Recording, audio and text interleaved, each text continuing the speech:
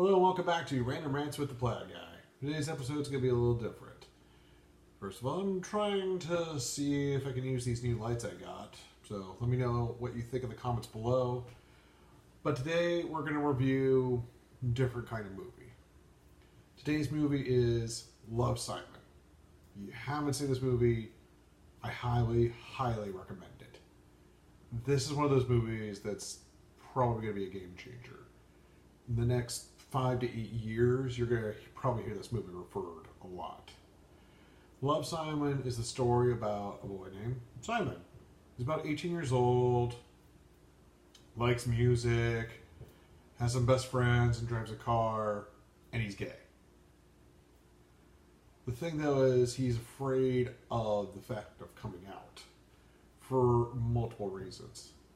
Eventually he finds person online anonymously who admits that he is also gay in his school. They start communicating anonymously at first, and then eventually Simon reveals his real name.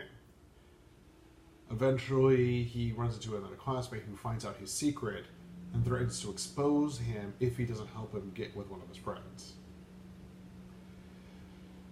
Now, the movie to me works on multiple levels. First of all, it works as a teenage young adult movie, which, good God, we need more, please.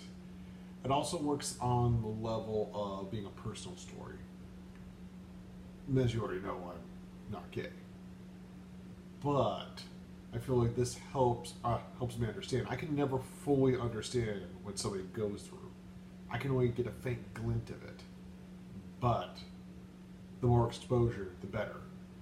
And I've read a lot of reviews of this movie where they say, oh, nothing's really changed. This isn't made groundbreaking. It looks like every other teenage movie, which is kind of the whole point of it.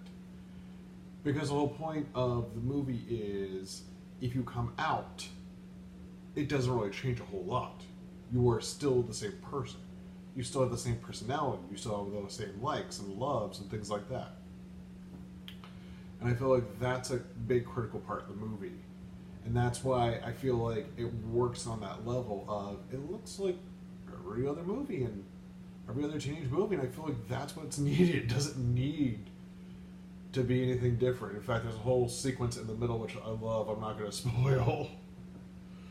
But Simon imagines what it's going to be like at college, and it's phenomenally hilarious.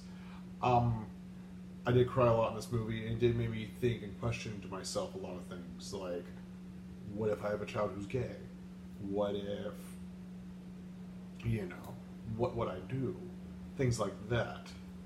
And made me think about things in a different light. I came from a very, very repressive Christian household, and I've tried to not harbor so much hatred in my heart and try to understand people. And I'm not perfect by any means.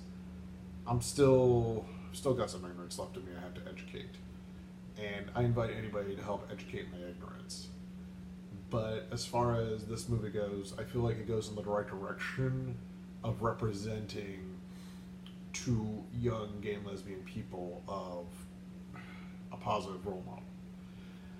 Now, one of my major drawbacks of the movie is I wish we got to know the characters a lot more. And there are identifiable characters. There's two characters in particular who are just... teenage boys are the worst. Very stereotypical, obnoxious teenage boys who use the F word a lot around. There's only one other gay person in the entire school, which is one of the contentions because Simon is not as flamboyant as he is. The other kid's name is Ethan. And he does not want to be, I want to say associate, but I don't know if that's the right word or not. But he doesn't want for people to think that, oh, because he's flamboyant, then Simon must be as flamboyant as him.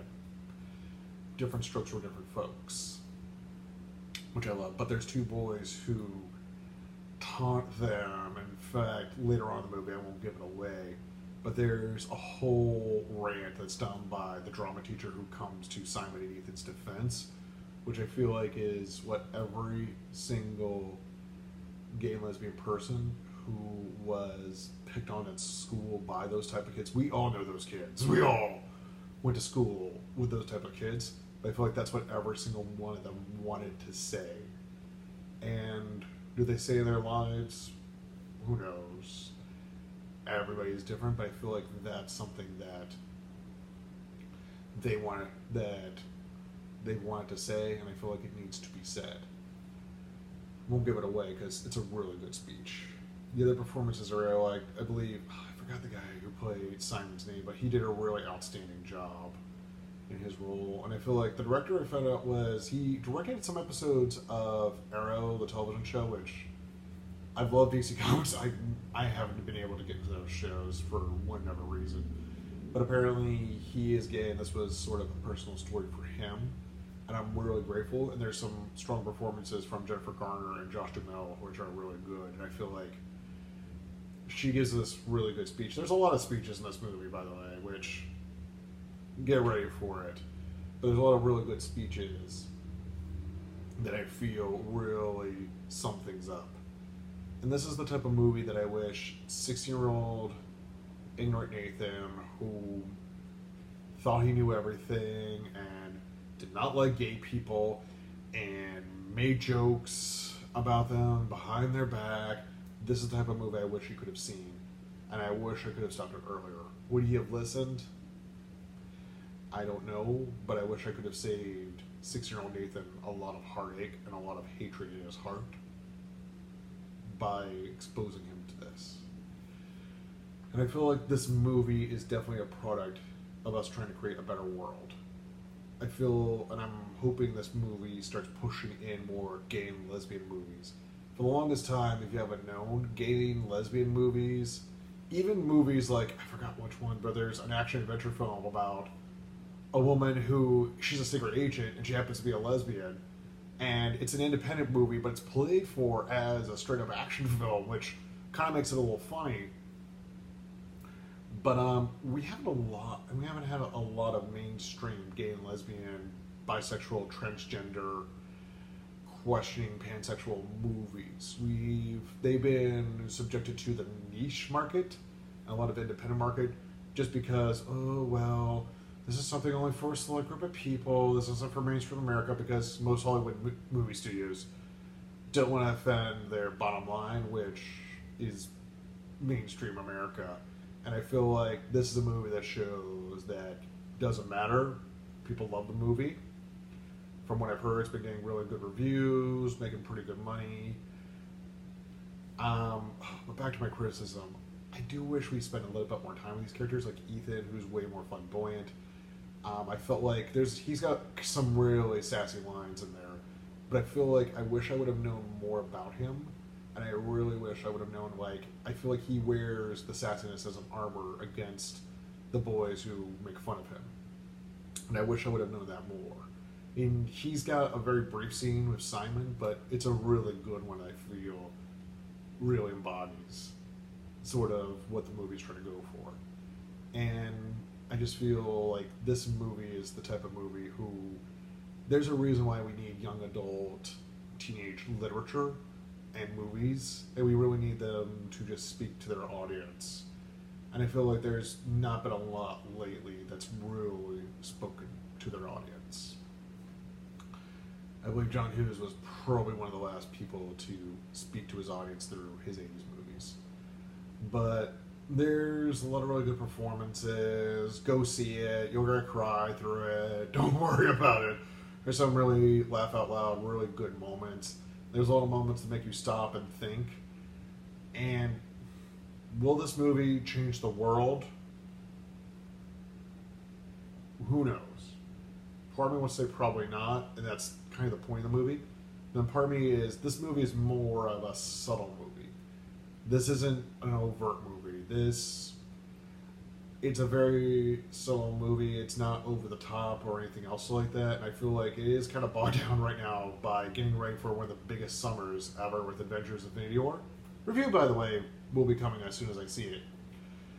But I really recommend for you to watch the movie Love, Simon and cry your little heart out. Because there's some really good scenes, and I felt myself tearing up a little bit. Anyway, This is the Plaid Guy saying, see you later. Next week, hopefully I can get around to doing a review of Ready Player One. My social life is going to be in a hurricane next week, but I might just find a random movie to just torture myself with. But hopefully soon I can give you a review of Ready Player One, because I've read the book and I want to watch the movie, and I can't wait to compare the two of them with you guys. Anyway, as usual, like, share, comment, subscribe, tell your friends, enemies. I need more subscribers. I need more subscribers. I need more reviews on my videos. Please. I will do anything for you to get more people. If we get up to 100 views on at least 4 of my movies, I'll think of something random to do, or I'll ask you guys. We'll see which one comes first. Anyway, bye for now. Oh, and forgot I had this button which helps shut off the video. Awkward, but I just want to share that with you guys. See you later.